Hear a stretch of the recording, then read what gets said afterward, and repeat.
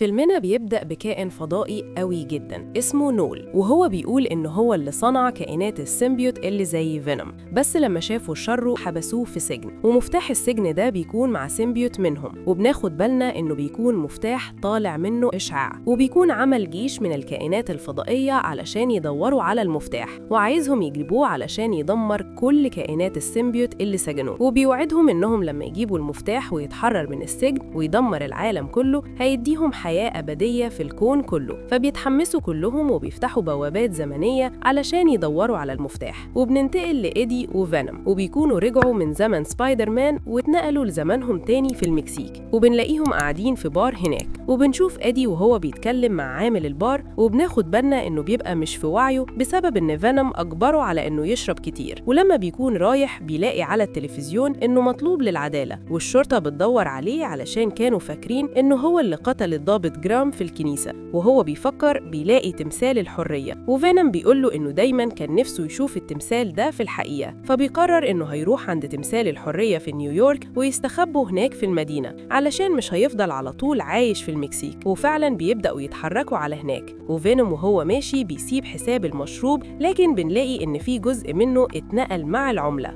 وفي الطريق بيسمعوا صوت كلاب بتهوهو جامد وكأنهم بيطلبوا المساعدة، ففينوم بيقرر إنه يروح ويساعدهم، وبيتحرك على هناك، وبيلاقي فعلاً إن في ناس حابسينهم وبيجوعوهم علشان يشرسوهم، وبتيجي العصابة اللي حابسين الكلاب وبيبقوا من أخطر العصابات اللي في المكسيك، وبيقولوا لإيدي إنه وقع في مشكلة كبيرة لأنه دخل مكانهم من غير إذنهم، وبيرفعوا عليه السلاح، وفينوم بيكون عايز ياكلهم بس إيدي بيرفض، وبيديلهم فرصة أخيرة، وبيقول لهم إنهم يحرروا الكلاب وهو هيمشي من غير مشاكل. وواحد من العصابة بيطلع السكينة وبيعور إيدي في وشه، فساعتها بيظهر فينوم وبيضرب أول واحد بقوة كبيرة جدا، وبيضربوا عليه نار، ففينوم يتحول بالكامل وبيحرر الكلاب وبيخليهم ياخدوا حقهم. والأول مرة بنشوف إيدي وفينوم وهم منسجمين في القتال، وبيعرفوا يخلصوا عليهم بكل سهولة، وبيكتفهم هم الأربعة قدامه، وبيسألوه بخوف هو مين، فقال لهم إنهم فينوم، وبياكل رؤوسهم هم الأربعة، وبيخرج علشان يكمل طريقه لنيويورك. وبنلاقي الكائن الفضائي اللي بعته نول وهو بيدور على المفتاح علشان حاسس إنه في مكان قريب من هنا. وعلى الجانب التاني بنشوف قوات خاصة تبع الشرطة الأمريكية، وبتكون عرفت مكان إيدي من كاميرات المراقبة اللي في شوارع المكسيك، ورئيس القوات بيقول إنهم يوصلوه بالجنرال كلاند علشان هو اللي هيستلم المهمة. وفعلا الجنرال كلاند بيروح للمكسيك بقوة كبيرة، وبيخش البار اللي إيدي كان فيه، وبيلاقي الجزء اللي طالع من جسم فينوم لما كان بيدفع الحساب وهو ماشي، فبيحتفظ بيها في أنبوبة، وبيقبض على عامل البار وبياخده معاه، وبيروح بيها على المحطة الفضائية 51، واللي بتكون محطة فضائية كبيرة وفيها أبحاث وكائنات فضائية كتيرة جدا. ورجالته بتدي الأنبوبة اللي فيها جزء من فينوم للدكتورة سيدي، والجنرال بيتكلم مع الدكتورة بن، وبنعرف من كلامهم إنهم لسه جايبين الضابط جرام وإنهم عالجوه وأنقذوا حياته قبل ما يموت، وبيحاولوا يتكلموا معاه علشان يفهموا اللي حصل في الكنيسة، بس مش بيرد عليهم. فجأة بيندفع ليهم لقدام، وبنعرف إن فعلا بقى جواه سيمبيوت من فصيلة فينوم، وهو اللي بيتكلم وبيقول إنهم كلهم هيموتوا، وهو كمان، وكل السيمبيوت اللي موجودين على الكوكب هنا هيموتوا من كائنات بيدوروا عليهم. فبيسألوه إيه السبب، فبيقول لهم إنهم بيدوروا على مكان آمن واختاروا كوكب الأرض. وفجأة بيتعب جامد علشان الكائن نول بيكون بيسيطر على عقله، وبنروح لإيدي وفينوم وبيبقوا مش عارفين هيروحوا إزاي لنيويورك علشان المسافة بتكون كبيرة جدا من المكسيك، وإيدي بيتريق على فينوم علشان هو كائن فضائي ومش عارف يطير زي الأبطال الخارقين، فقال له إن ممكن يعمل حاجة تخليه يطير. وفجأة بنلاقيه على طيارة وماسك فيها جامد بإيده، فإيدي بيقول له ما لقيتش طريقة غير دي، وإنه مش قادر يستحمل الهواء، فبيتحول بجسم فينوم بالكامل علشان ما يأذيهوش. بس أول ما بيتحول فينوم بجسمه الكامل بنشوف الكائن الفضائي اللي بعته نول، وبيكون حس بالمفتاح، وبنعرف إن المفتاح اللي نول عاوزه بيكون جوه جسم فينوم وإيدي، والكائن بيشوفه في جسمهم وبيتحرك عليهم، وبيطلع فوق الطيارة وبيحاول إنه يمسك فينوم وياخد المفتاح وبيهجم عليه، بس فينوم بيعرف يتفاداه وبيتعلق تاني في الطيارة، وبيدخله جوه محرك الطيارة وبيقع من الطيارة، وبنلاقي إن جسمه كله اتقطع لأجزاء صغيرة، وفينوم بينط من على الطيارة بجسم إيدي وبيفتح باراشوت من جسمه وبيعرف ينزل على الأرض بسلام، وبيدخل تاني في جسمه. وإيدي بيحاول يفهم من فينوم مين الكائن ده وكان بيطارده ليه، فقال له إنه كائن كائن فضائي من جيش نول اللي صنعهم كلهم، وإنه جاي هنا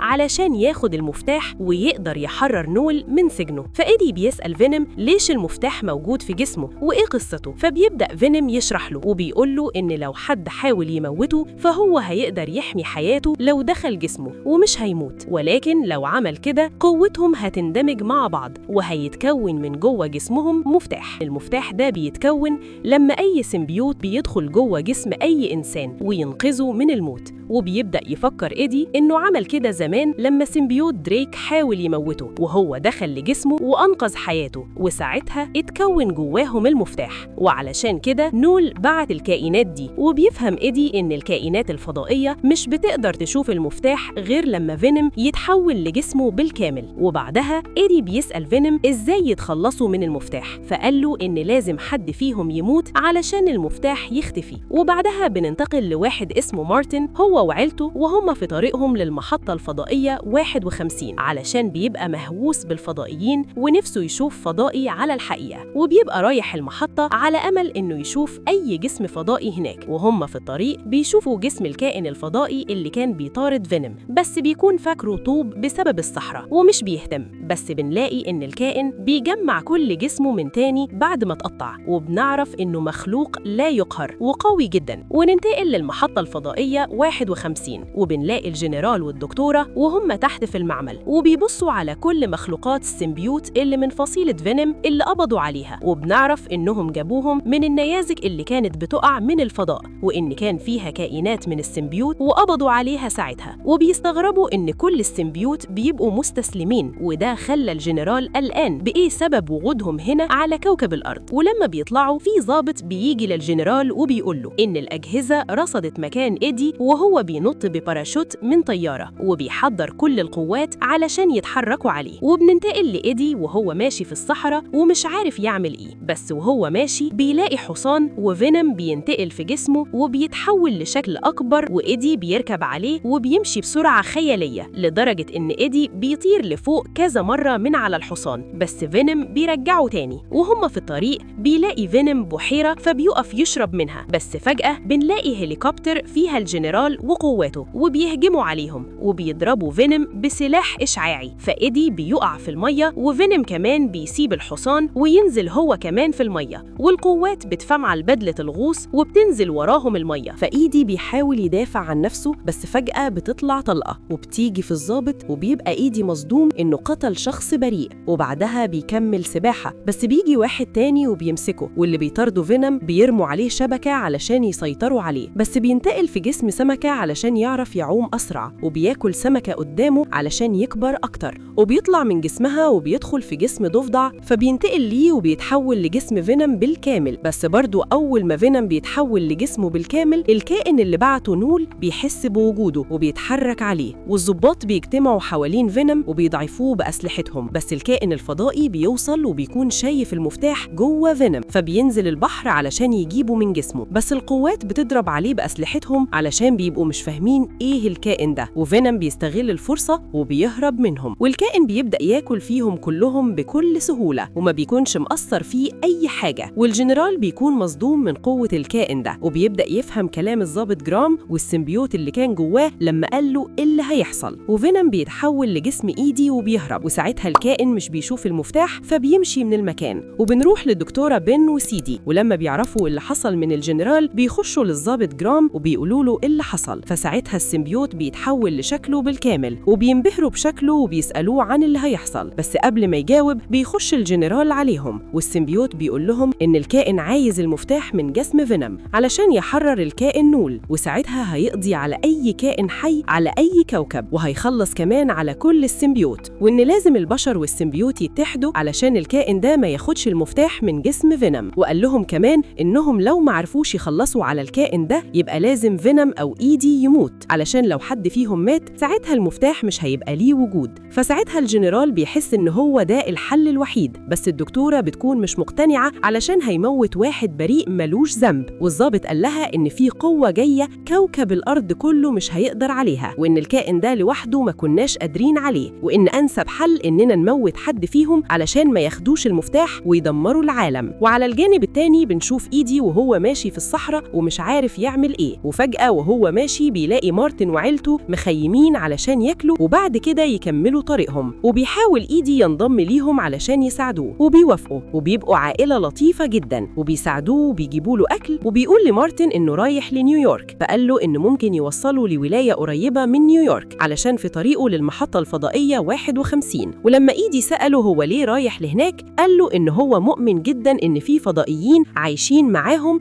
ونفسه يشوف واحد منهم على الحقيقة، وبيسأله هل هو مؤمن إن في كائنات فضائيين معاهم على الكوكب ولا لأ. فساعتها فينوم بيقول له إن هو ده الوقت اللي يظهر فيه، بس برضه إيدي بيرفض إنه يظهر، وبيقول لمارتن أيوة إنه مؤمن جدا إن في فضائيين عايشين معاهم على الكوكب. وبيخلصوا أكل وبيكمل طريقه، وهم في الطريق العائلة بتغني، وفينوم بيحب الأغنية جدا وبيفضل يغني معاهم في عقل إيدي. وإيدي وفينوم بيقولوا إن الحياة العائلية الدافية دي بالنسبة لهم أحسن من العيشة اللي هم عايشينها بكتير، وساعتها بيحسوا فعلا بالوحدة. والأول مرة فينوم بيقول إنه سعيد جدا علشان ما أكلش العيلة دي علشان حبهم جدا. وبعد كده بيناموا، بس وهم في الطريق الطفل بيصحى وإيدي كمان بيصحى، والطفل بيقول له تاكل حلويات، بس بيقول له بصوت واطي علشان أبوهم بيكون مانعهم من أكل الحلويات. فإيدي بياخدها كذكرى منه، وطفل بيقول له إنه خايف علشان لو شافوا فضائيين بجد، فقال له إن الفضائيين مش موجودين في الحقيقة، وبيطمنه وبينام في حضنه. وساعتها فينوم بيتأثر وبيقول له إنه هيكون أب كويس. وبيكملوا طريقهم وبيوصلوا المدينة، وبينزل إيدي ومارتن وبيديله فلوس وشبشب علشان يلبسه، فبيشكروا إيدي جدا على اللي عمله معاه هو وعيلته وإنهم ساعدوه، وبيودعهم وبيمشي. وفينوم أول ما بيمشي بياكل الشوكولاتة اللي الولد اداهاله علشان بقاله كتير ما أكلش حلويات. وبنشوف الكاميرات وهي بتتعرف على وش إيدي، والقوات الخاصة بتعرف مكانه ومكان المدينة اللي هم فيها. وإيدي وفينوم وهم ماشيين بيشوف شخص متنكر في هيئة تمثال الحرية، فقال لإيدي إنه متحمس يشوف التمثال على الحقيقة. فقال له إن مارتن اداله 20 دولار، وده مش هيكفي مواصلات لغاية نيويورك، وإنهم محتاجين فلوس أكتر. فعرض عليه فينوم يخش صالة قمار ويلعب علشان يكسب في ألعاب القمار ويبقى معاهم فلوس. ولما بيجي علشان يدخل، فرد الأمن بيمنعه بسبب لبسه اللي مش مناسب للمكان، ففينوم بيتضايق من طريقته وبيضربه. وبيلاقي واحد لابس بدلة واقف بعيد، فبيروح له وبيضربه وبياخدها منه وبيلبسها. ولما بيدخلوا لجوه، فينوم بيقول له إنه يراهن بكل الفلوس اللي معاه علشان هو بيعرف يلعب، وفعلا بيعمل كده وبيلعب بسرعة رهيبة. بس في الأخير بيلاقي نفسه إنه خسر كل الفلوس، وبيتعصب وبيضرب الماكينة. وهو ماشي بيلاقي السيدة تشين صاحبة السوبر ماركت الوحيدة اللي كانت عارفة بوجود فينوم، وبيروح وبيسلم عليها وبتقول له إنها حاجزة أوضة لو عايز يغير ويرتاح فوق شوية. ولما بيطلع وبيرتاح، السيدة تشين بتقول له إنها عايزة ترقص معاه الرقصة الأخيرة قبل ما يمشي، بس إيدي بيرفض علشان الكائن ما يعرفش مكانهم لما يتحول لجسم فينوم بالكامل. بس فينوم بيفضل يصر إنه حابب يرقص الرقصة دي، وإنها مش هتكمل كام دقيقة، وإن الكائن مش هيلحق يعرف مكانهم. فساعتها بيتحول لجسم فينوم بالكامل وبيرقص معاها وبيكون فرحان جدا. بس فعلا فينوم أول ما بيتحول لجسمه بالكامل، الكائن بيحس بمكان المفتاح وبيتحرك عليه بسرعة عالية جدا لغاية ما بيوصل للمدينة وبيخش لمكان الأوضة بالظبط. وساعتها إيدي بيرجع لشكله الطبيعي، وده بيشتت الكائن وبيلاقي مكان المفتاح مرة واحدة اختفى وبيمشي من المكان. بس ساعتها القوات الخاصة بتيجي وبتضرب إيدي بإشعاع، وده بيخليه ينفصل عن فينوم، وبيحتفظوا بيه في أنبوبة وبيخدروا إيدي وبياخدوهم الاتنين. وبننتقل لمارتن وعيلته لما وصلوا للمحطة، وبيبقوا فرحانين جدا إنهم وصلوا لها،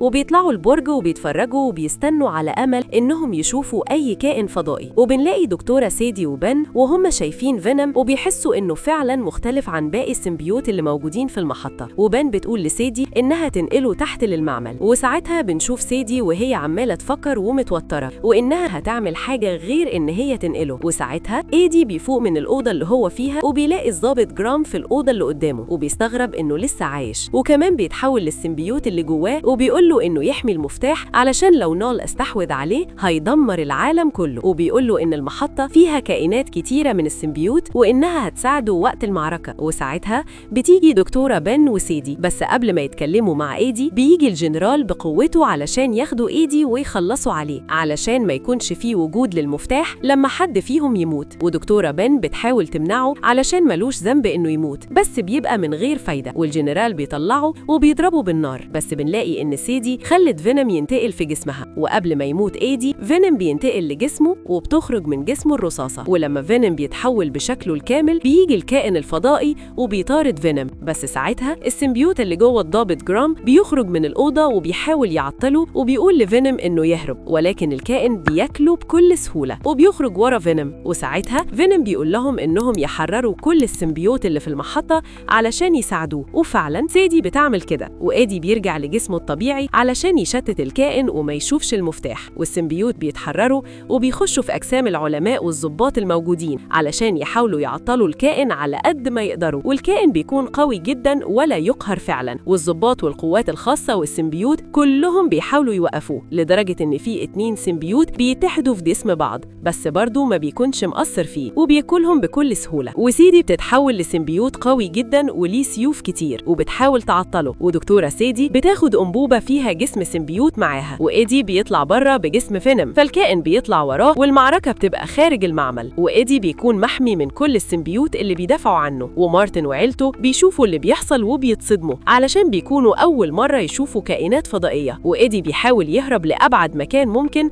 علشان الكائن ما ياخدش المفتاح، بس وهو بيهرب مارتن بينادي عليه فبيطلع لهم علشان ينقذهم، وبيستغربوا إنه هو كمان في جسمه كائن فضائي، والطفل بيكون خايف جدا، فإيدي قال له إنه كان بيكذب عليه وإن الكائنات الفضائية حقيقية وموجودة، بس في منهم كائنات طيبة ومش شريرة زي فينوم اللي معاه. وفعلا ساعتها فينوم بيظهر وبيشكره على الحلويات اللي اداهاله، والطفل بيسلم عليه وبيكون بدأ يطمن له، والعيلة كلها بتكون منبهرة بشكله. وفي ظل ما السيمبيوت بيتقاتلوا مع الكائن الفضائي بيجي الجنرال وبيضرب على الكائن بصاروخ، ومن شدة الانفجار بيقعوا من عليه، بس إيدي بيرمي نفسه وراهم، وفينوم بيفرد دراعاته وبينقذ الطفل والبنت، وباقي السيمبيوت بيلحقوا الأب والأم. والسيمبيوت اللي في جسم سيدي بيزعق للجنرال علشان ضرب بالسلاح وما فكرش في السيمبيوت اللي كانوا بيحاولوا ينقذوه وإنهم ماتوا بسبب الانفجار. وساعتها بنلاقي إن الكائن بدأ يجمع جسمه من تاني بعد الانفجار، وبيبقوا مصدومين علشان عرفوا إنهم مش هيعرفوا يقضوا عليه نهائي، وبيبدأ يعمل موجات صوتية علشان يطلب الدعم من قائده نول. وساعتها السيمبيوت بيخرج من جسم سيدي بسبب ترددات الصوت، وفينوم بيكون هيخرج بس إيدي بيفضل ماسك فيه، ونول بيفتح بوابة زمنية وبيبعت له كمان كائن علشان يساعده. وساعتها سيدي بتستعين بالسيمبيوت من تاني وبتتقاتل مع كائن منهم بكل قوتها، وبتيجي مروحية وبتتقاتل مع الكائن التاني، والدكتورة بين بتاخد مارتن وعيلته وبتهربهم من المكان بالعربية، وسيدي الكائن بيكون اتمكن منها، فإيدي بيروح وبيركب موتوسيكل وبيقول للجنرال إنه هيتحول فينوم علشان يشتتهم لأطول وقت ممكن، وفعلا بيعمل كده، والكائن بيسيب سيدي وبيجري وراه، والفرقة الخاصة بتحاول تضرب عليهم بكل قوتها، وفي نفس الوقت سيدي بتحاول تقاتل معاهم. ودكتورة بين بتبقى وصلت مارتن وعيلته لعربيتهم، ومارتن وعيلته بيعيطوا علشان صعبان عليهم إيدي وفينوم وخايفين عليهم. وبنرجع لفينوم وبيكون بيستدرج الكائنات لمكان وقود، والمروحية بتضرب عليهم علشان يحصل انفجار، وفعلا بيعملوا كده، بس فجأة الكائن بيطلع وبيخلص على المروحية، بس الجنرال بينزل بكل شجاعة وبيتقاتل معاهم علشان يلحق فريقه، وهنا الكائن بيطعنه بسيف من جسمه، ولكن إيدي وسيدي لما بيشوفوا كده بيتحدوا مع بعض وبيقطعوا راس كائن فيهم، وسيدي بتعرف تنقذ الجنرال والضابط وبتوديهم لمكان أمان عند الدكتورة بين، والكائن بيروح يمسك إيدي وكان لسه هياكله، بس بنلاقي إن مارتن رجع تاني وبيضرب عليه بسلاح وبينقذ إيدي وبيجري على عيلته في العربية وبيهرب من المكان. وسيدي لما بتشوف الخراب اللي حواليها بتتعصب وبتجري على الكائن، بس بنلاقي إن الكائن بيطلب دعم تاني من نول، وترددات الصوت بتفصل السيمبيوت عن سيدي. ساعتها الكائن بياكل السيمبيوت والدعم بيجي فعلا، والمرة دي بيكون عددهم كبير جدا، وفينوم بيسحب إيدي وبيقول له إنه فخور بيه جدا علشان أول مرة يشوفه شجاع وبيخاطر بحياته للدرجة دي، وإنه مش شخص فاشل زي ما قال عليه زمان، وإنه كان عايز يشوف تمثال الحرية زي ما اتفقوا. فإيدي بيرد بكل ثقة وبيقول له إنهم هيخلصوا المعركة دي زي ما خلصوا معارك كتيرة مع بعض، وهيروحوا على التمثال علشان يشوفوه، بس فينوم قال له إن دي المعركة الأخيرة وإنهم مش هيخرجوا من المكان ده، وإن لازم حد فيهم يضحي بنفسه علشان نول وعالمه ينتهي. وإيدي بيعيط علشان مش عايز ينفصل عن فينوم، بس ما بيكونش قدامه حل تاني وبيوافق، وبيعالج كل جروحه وبيستجمع كل قوته، وبيخرج بكل شجاعة من حطام الطيارة قدام الكائنات، وبيتحول لشكل فينوم بالكامل، وبيخرج من جسمه أذرع كتير علشان يندمج في الكائنات، وبيقاوم لغاية ما بيستدرجهم لجهاز فيه مادة قاتلة وبتكون قابلة للاشتعال. وبيخرج إيدي من جسمه، والجنرال بيفهم قصد فينوم فبيقاوم وبيقوم يشغل الجهاز، وبتنزل مادة بتقضي على كل الكائنات.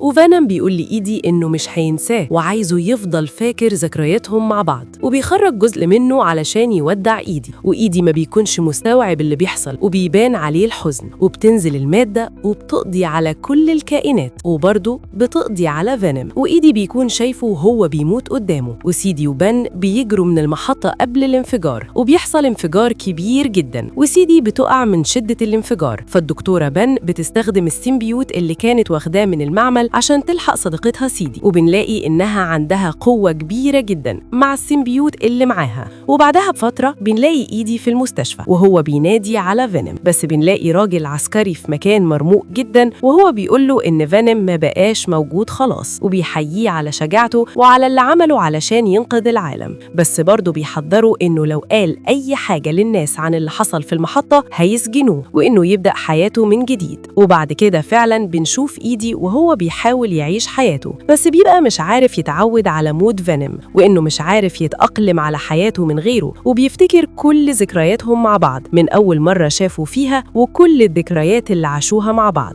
وعلى الرغم من إنها كانت حياة عشوائية وإنه ساعات كان بيتضايق منه بسببها، بس دلوقتي مش عارف يعيش من غيرها، علشان رحلتهم مع بعض كانت ممتعة بكل تفاصيلها. وبيروح لتمثال الحرية اللي فينوم كان عايز يشوفه على الحقيقة، وبيقول إنه عمره ما هينساه. وفي آخر الفيلم بنلاقي إن كائن نول لسه عايش، وبيقول إن الكواكب كلها هتكون تحت سيطرته، ومعنى كده إن في سيمبيوت من جسم فينوم لسه موجود، أو ظهر مفتاح جديد في المعركة الأخيرة اللي حصلت. وبعدها بنشوف العامل اللي كان في البار وهو خارج من مكان المعركة، وبنشوف جزء من سيمبيوت فينوم في المكان. ولحد هنا بيكون فيلمنا وصل لنهايته. فياريت لو عجبكم الفيلم تخلولي لايك واشتراك في القناة، وكمان تقولولي رأيكم في الفيلم في الكومنتات، وده هيفرحني كتير. واشوفكم على خير.